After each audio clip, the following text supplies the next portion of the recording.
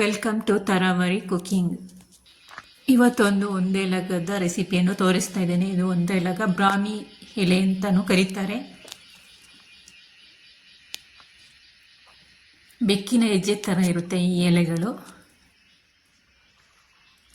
ನಾನು ಬೇರು ಸಮೇತ ತಗೊಂಡು ಬಂದಿದ್ದೇನೆ. ಹಳ್ಳಿಗಳಲ್ಲಿ ಇದು ಯಥೇಚ್ಛವಾಗಿ ಸಿಗುತ್ತೆ. ಇದು ಮಕ್ಕಳ ಬುದ್ಧಿಶಕ್ತಿಯನ್ನು ಹೆಚ್ಚಿಸುತ್ತೆ. ಹಾಗೆ BP ಶುಗರ್ ಎಲ್ಲ ಇದ್ದವರು ಕಂಟ್ರೋಲಲ್ಲಿ ಇಡುತ್ತೆ ಇದನ್ನು ತಿಂದರೆ. ಒಂದು ಫ್ರೈ ಪ್ಯಾನ್ ತಗೊಂಡು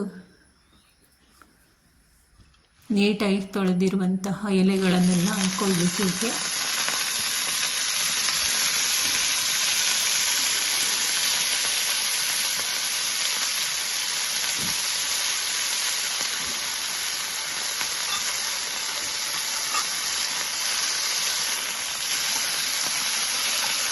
ಎಲೆಗಳನ್ನೆಲ್ಲ ನೀಟಾಗಿ ಬಾಡಿಸ್ಕೊಳ್ಬೇಕು. ಒಂದು ಸ್ವಲ್ಪ ಹೊತ್ತು, ಒಂದು 5 ನಿಮಿಷ. ತುಂಬ ಬೇಯಿಸೋದೇನು ಬೇಕಾಗಿಲ್ಲ.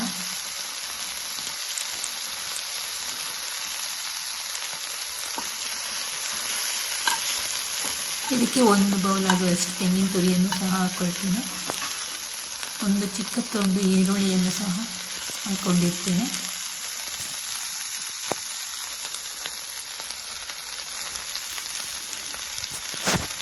ನಾನು ಚಿಕ್ಕ ಹಸಿಮೆಣಸಿನ್ಕಾಯಿಯನ್ನು ಹಾಕ್ಕೊಂಡಿರ್ತೇನೆ. ನೀವು ಮಾಮೂಲಿ ಹಸಿಮೆಣಸಿನ್ಕಾಯಿ ಹಾಕೋಬೋದು, ಇಲ್ಲಾಂದರೆ ಒಣ ಮೆಣಸಿನ್ಕಾಯಿಯನ್ನಾದರೂ ಹಾಕೋಬೋದು.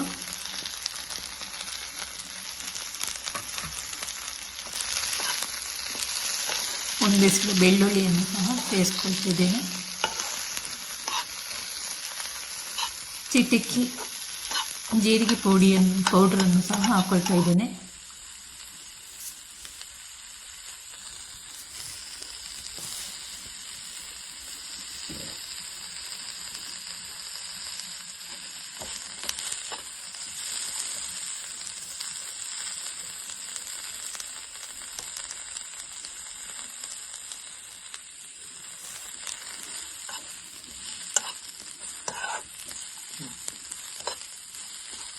ಎಲ್ಲವನ್ನು ನೀಟಾಗಿ ಮಿಕ್ಸ್ ಮಾಡಿ ಸ್ವಲ್ಪ ಹೊತ್ತು ಫ್ರೈ ಮಾಡಿ ಆರಿದ ನಂತರ ಜಾರಿಗೆ ಹಾಕ್ಕೊಳ್ಬೇಕು.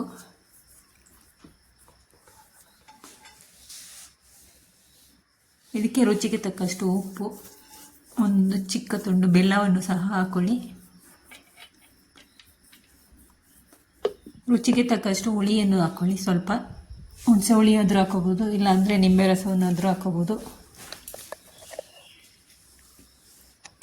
ಸ್ವಲ್ಪ ಕಹಿ ಅಂಶ ಇರುತ್ತೆ ಇದರಲ್ಲಿ. ಹಾಗಲಕಾಯಿಯಷ್ಟು ಕಹಿ ಅಲ್ಲ, ಸ್ವಲ್ಪ ಕಹಿ ಇರುತ್ತೆ. ಆರೋಗ್ಯಕ್ಕೆ ಒಳ್ಳೆಯದು ತುಂಬ. 1 ಚಮಚದಷ್ಟು ಎಣ್ಣೆಯನ್ನು ಹಾಕಿದ್ದೇನೆ ಫ್ರೈ ಪ್ಯಾನಿಗೆ. ಬಿಸಿಯಾದ ನಂತರ ಇದಕ್ಕೆ ಸ್ವಲ್ಪ ಸಾಸಿವೆಯನ್ನು ಸಹ ಸೇರಿಸ್ಕೊಳ್ತಾ ಇದ್ದೇನೆ.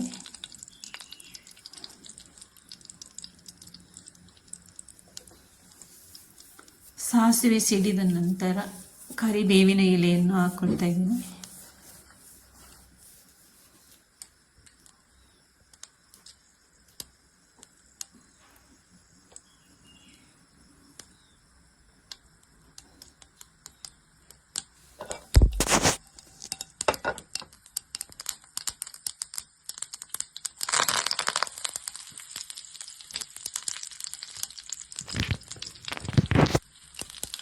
ಇದಕ್ಕೆ ಒಂದು ಒಣ ಮೆಣಸಿನಕಾಯಿ ತಗೊಂಡು ಕಟ್ ಮಾಡಿ ಹಾಕ್ಕೊಂಡಿದ್ದೇನೆ.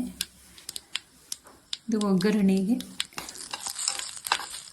ಪುನಃ ಚಟ್ನಿಯನ್ನು ಕುದಿಸುವ ಅವಶ್ಯಕತೆ ಇಲ್ಲ, ಅಷ್ಟೇ ಇದು ಮಾಡಿದರೆ ಸಾಕಾಗುತ್ತೆ ಬಾಡಿಸ್ಕೊಂಡ್ರೆ.